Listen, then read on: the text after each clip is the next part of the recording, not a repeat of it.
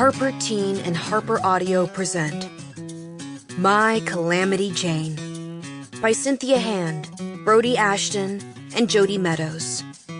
Performed by Sophie Amoss.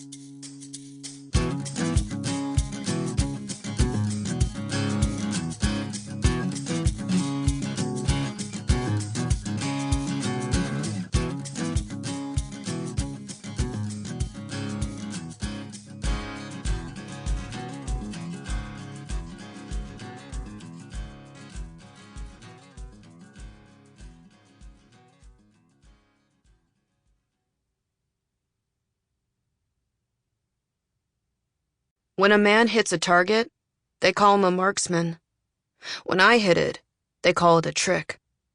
Never did like that much. Annie Oakley.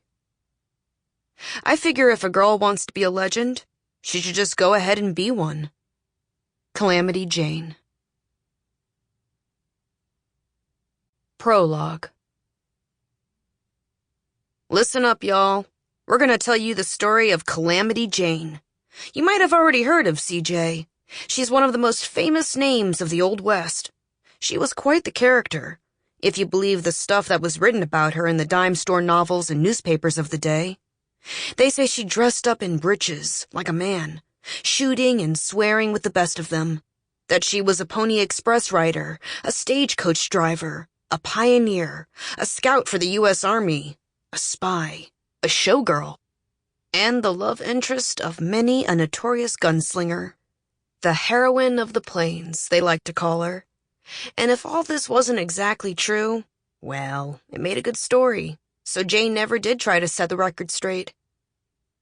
Historians, for their part, claim that in reality, Calamity Jane was an illiterate, foul-mouthed alcoholic.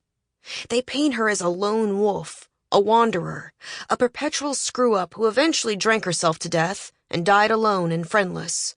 A tragic end after a lifetime of self-destruction. Not exactly a happily ever after. We, your faithful narrators, think Jane had a good heart and deserves a better ending, so, as usual, we have a different tale to tell. Hold on to your hats, because we're going to take you back to 1876. Now, we want to warn you that the America of this tall tale doesn't exactly resemble the history books. We've improved upon it, naturally. We changed people's names when it suited us, combined a bunch of guys named Bill into one, and messed around with dates and ages, as we do. In our story, Calamity Jane's been working in a theatrical production called Wild Bill's Wild West. Say that 10 times fast.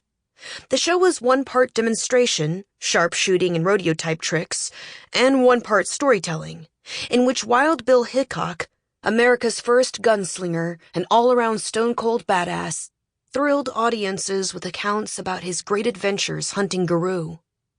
If you're not familiar with the term garou, we can hardly blame you. It's an old word, derived from garolf, which had been, over centuries, modified from yet another, even older word, werewolf. You see where we're going with this. The garou had always been around, but they were good at hiding in plain sight. A garou looked like a human, walked and talked like a human, and really was a human, most of the time. But in 1876, garou bites were on the rise. There were whispers of an evil garou gang known as, wait for it, the Pack, which was headed up by a mysterious figure called, you guessed it, the Alpha. Understandably, the U.S. government was concerned about all these people getting turned into werewolves, so they hired Wild Bill Hickok and his posse of undercover garou hunters to bring the Alpha to justice, a job that would lead to one of the wildest adventures in the history of the Wild West.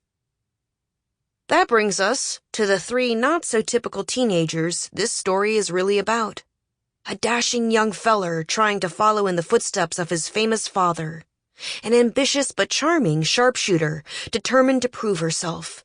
And a hot-headed but tender-hearted girl who's fixin' to get tangled up in a few... Sample complete. Ready to continue?